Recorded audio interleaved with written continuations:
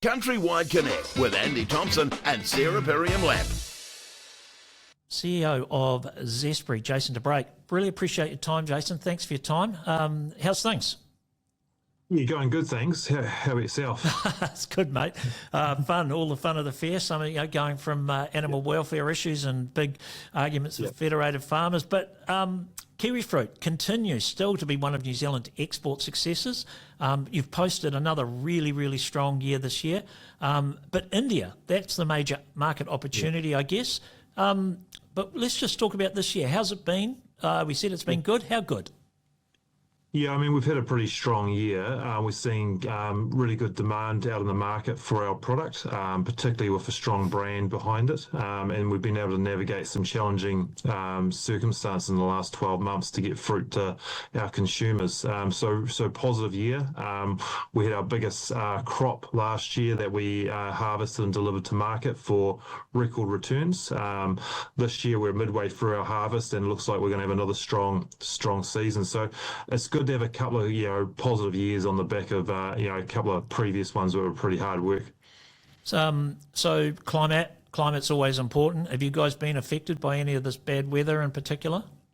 It's a nuisance at the moment, I'd say. It's constantly seems to be having a bit of weather coming through. We're not having any impact from our crop or anything like that, but it's just impacting when we're trying to harvest fruit. We're getting through okay, and it looks like we'll be able to get our fruit to market in a pretty good manner. So pretty happy with that. Well, yeah, I mean that's my next question really. Obviously, we're exporting to certain parts of the world. China's obviously not overly affected, but what about access to ships, containers, disruption? I know we do export into the Middle East. Any clouds on the horizon there, or anything you're seriously concerned about? No, look, we're pretty comfortable where we're at the moment. We operate between half of our fruit goes on our charter vessels, half on container lines. We've got pretty good service from both at the moment and good security around fuel available on those. So at the moment it's a watch and see, but we're feeling pretty comfortable where we're at. Our market diversification is very spread. We actually have very small amount of exposure into the Middle East directly. The rest is spread right through around the world. So we've actually got pretty good ability to navigate through this. What about, I should have asked this before we moved off. Back on shore here, harvest obviously. Labour, how's that looking? Labour's looking good. Yeah, no, we're in a good space. We're harvesting a record crop this year, so we'll be around that 230 million trays. But labour's looking good, and we've been able to get through that pretty well so far. What about innovation? Anything new on the horizon? You guys are always pretty damn good at that. Yeah, I mean, look, there's a lot of innovation right for our full supply chain. And actually, if I look at a lot of the automation that's going in for our pack houses around the country, it's looking really impressive and actually helping us get more fruit packed in a really quick manner. We've got new products that we're innovating and looking to launch. So we had a new red variety that we commercialised end of last year, which is showing strength in the ruby red category for us. We'll have a new green that we'll be looking at in the next two or so years. So constantly got new products that are coming through as well. There's always a lead-in time, right? Because you've got to grow them. So it does take a wee bit of time before they get commercially viable numbers.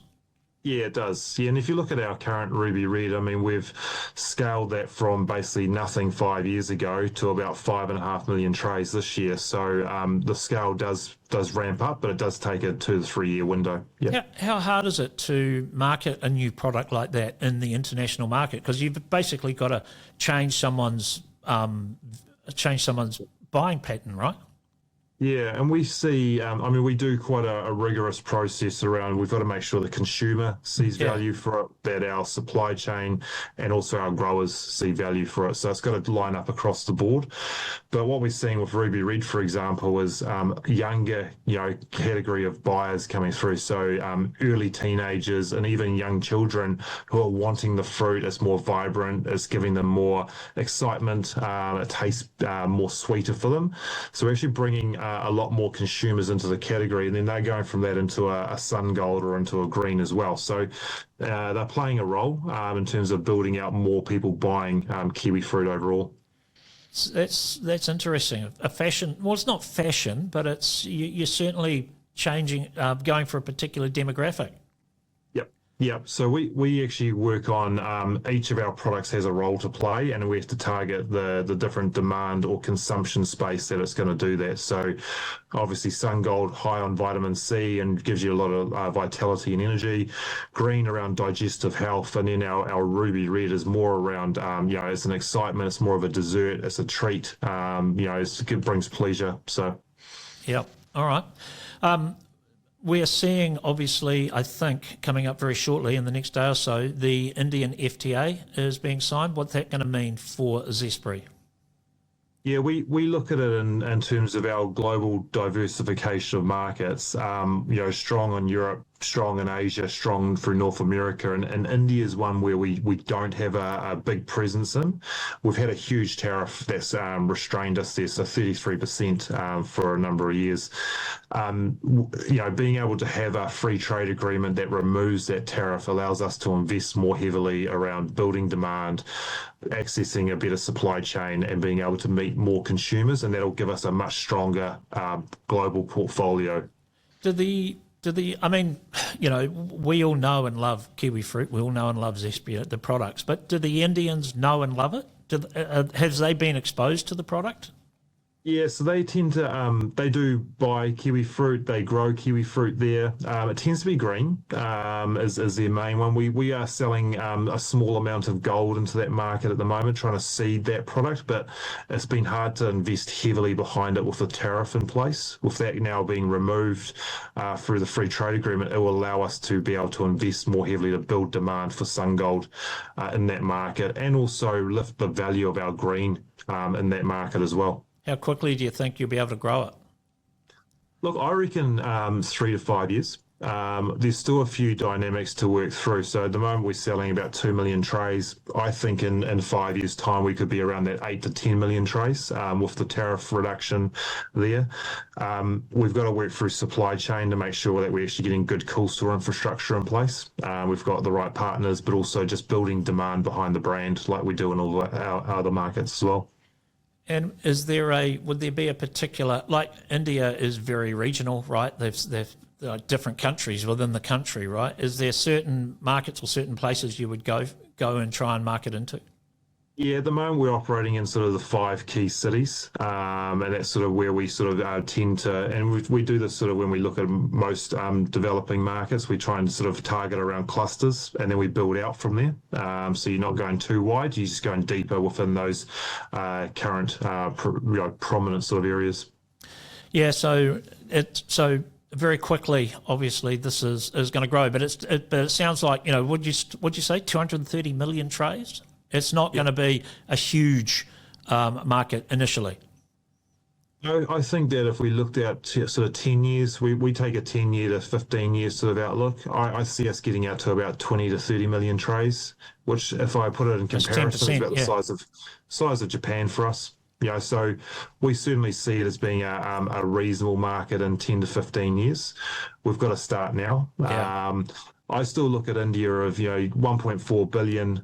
You're not going to reach every consumer, but if you looked at 5% of that, you've got the equivalent size of Germany. And Germany is one of our big northern European markets. And if I look at that, I say there's a big market there, even when you're just talking about a small population or small percentage of population in India. Have you been? You been to India?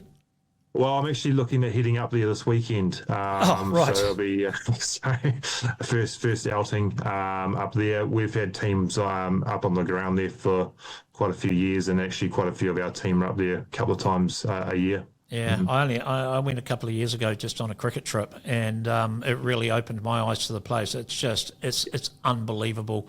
The middle class is obviously where we're at middle, and is where you're going to target, right? And yep. They're literally hundreds of millions of them. So that's right. Yeah, yeah. It's a massive market. So just in general, then pretty bullish about Zespri in the next 12 to 18, 24 months. Yeah, look, we're feeling positive. How's your growers? How are your growers going? Yeah, and we're seeing good demand for the fruit around the world. We're seeing good value out there.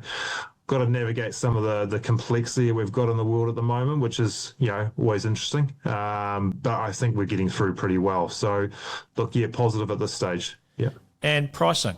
Didn't know, that's the important one. I didn't ask you about pricing outlook. Yeah, so at the moment we're forecasting growing returns. So our results last year, which we finalised in about a month's time, they'll be record returns from what we've done previously. I see a continued growth in the returns as well. So we publish a 5-year outlook. They're looking quite strong, and there's no reason to think that they won't be. Well, it is. I mean, horticulture obviously, and kiwifruit Zespri has been a real success story. You know, obviously come off some pretty tough times, but they're well and truly in the rear vision mirror now, aren't they? Yeah, look, you still got very recent memory. We only have to look back to 2022 and 23, where we had cyclones and weather impacts. We had labour shortages that led to a lot of crop damage. It's not that long ago. So it's good this would be the third season, if we get this one under the belt, that we've delivered a positive result. But yeah, we know that in horticulture and primary industries, things change pretty quickly. So you've always got to keep sort of banking the positive away and keep working on where the negative might come from. Exactly, mate. Enjoy your trip to India. I'm a little bit jealous. Have a great time. You will love it. And I'll give you one piece of advice. It takes you one day, and then embrace the chaos. It's just fantastic. Awesome. You'll be blown away the minute you get off the plane and going, what is this place? And then after that, it's just fantastic. Yeah, I loved it. All right. Great. All right, Jason DeBrake there, CEO of Zespri. Yes, a real success story there for our kiwifruit, looking to make the most of that FTA with India, which looks like it's going to be signed very shortly, which will be great. CountryWide Connect with Andy Thompson and Sarah Perriam-Lampp.